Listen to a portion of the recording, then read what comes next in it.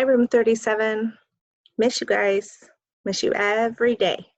We're back with another couple chapters of The One and Only Ivan.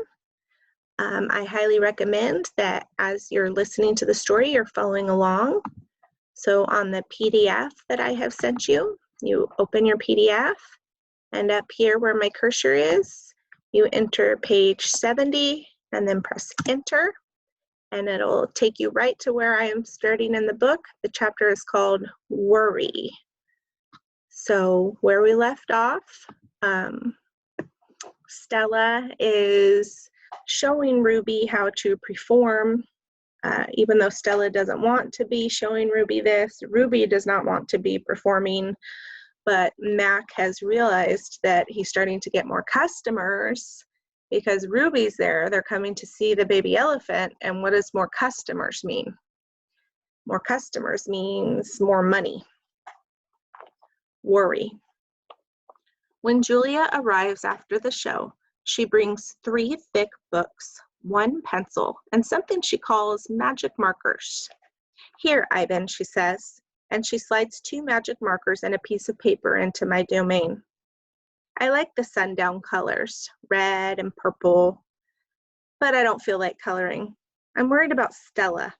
All evening she's been quiet and she hasn't eaten a bit of her dinner. Julia follows my gaze. Where is Stella anyway? She asks, and she goes to Stella's gate.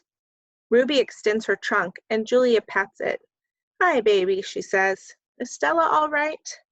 Stella is lying in a pile of dirty hay. Her breath is ragged.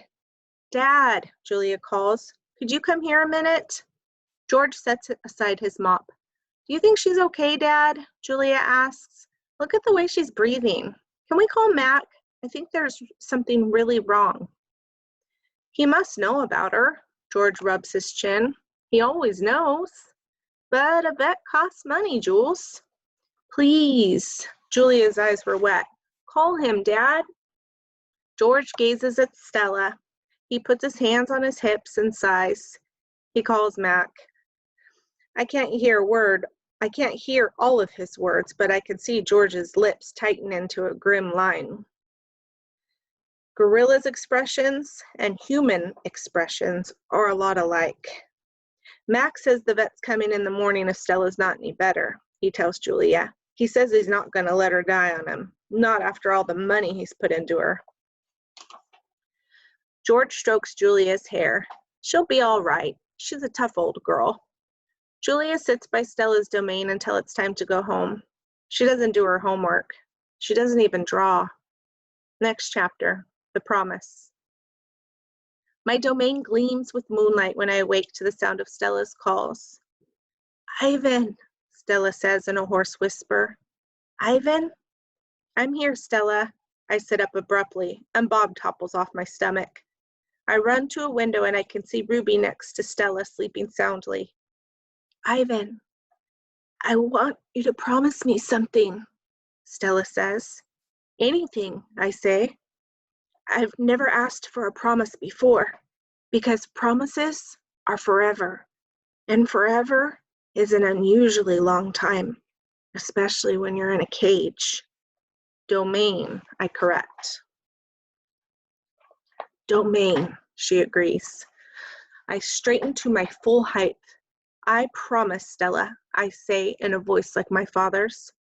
But you haven't heard what I'm asking yet, she says, and she closes her eyes for a moment. Her great chest shudders. I promise anyway. Stella doesn't say anything for a long time. Never mind, she finally says. I don't know what I was thinking. The pain is making me ad-lib.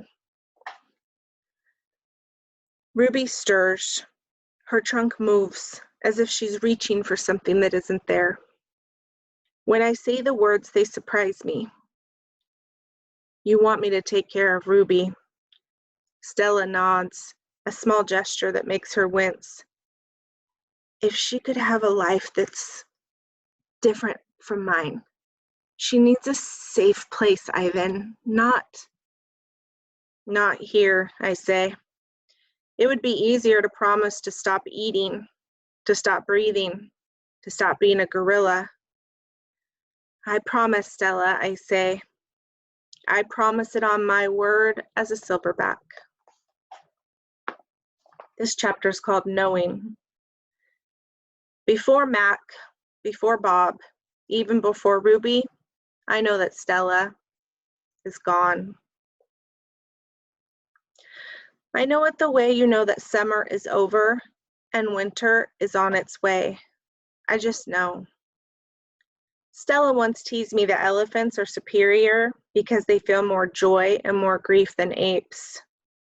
Your gorilla hearts are made of ice, Ivan, she said, her eyes glittering. Ours are made of fire. Right now, I would give all the yogurt raisins in the world for a heart made of ice. Next chapter, 5 Men. Bob heard from a rat, a reliable source, that they tossed Stella's body into a garbage truck.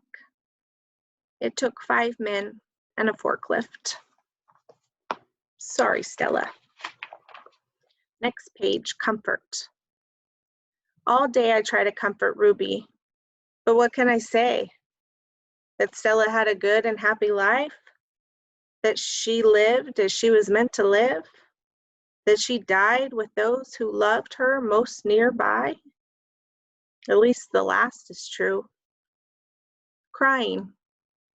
Julia cries all evening, while her father sweeps and mops and dusts and cleans the toilets.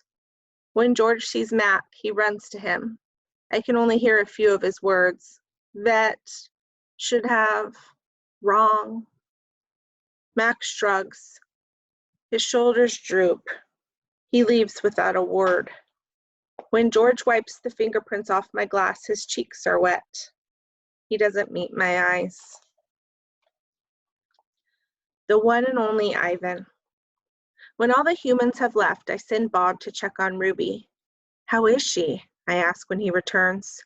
She was shivering, Bob says. I tried to cover her with hay, and I told her not to worry, because you were going to save her. I glare at him. You told her that? You promised Stella. Bob lowers his head. I wanted to make the kid feel better. I shouldn't have made a promise, Bob. I just wanted... I point to Stella's domain, and for a moment, it seems like I have forgotten how to breathe. I wanted to make Stella happy, I guess. But I can't save Ruby. I can't even save myself. I flop onto my back. The cement is always cold, but tonight it hurts. Bob leaps onto my belly. You are the one and only Ivan, he says. Mighty Silverback. He licks my chin, and he's not even checking for leftovers. Say it, Bob commands. I look away. Say it, Ivan. I didn't answer, so Bob licks my nose until I can't stand it any longer. I am the one and only Ivan, I mutter. And don't you ever forget it, he says. When I gaze at the food court skylight, the moon Stella loves is shrouded in clouds. And that's the chapter where we lost Stella. Let's go ahead and read one more chapter, and when we come back, we can move on. So this chapter is called Once Upon a Time. All night, Ruby moans and sniffles. I pace my domain. I don't want to fall asleep in case she needs something. Ivan, Bob says gently, get some sleep, please, for your sake and for mine. Bob can't sleep unless he's on my stomach. I hear a stirring. Ivan, Ruby calls. I rush to my window. Ruby, are you all right? I miss Aunt Stella, Ruby sobs. And I miss my mom, and my sisters, and my aunts, and my cousins too. I know, I say, because it's all I can think of. Ruby sniffles. I can't sleep. Do you know any stories, the way Aunt Stella did? Not really, I admit. Stories were Stella's specialty. Tell me a story about when you were little, Ruby pleads. She puts her trunk between the bars. Please, Ivan.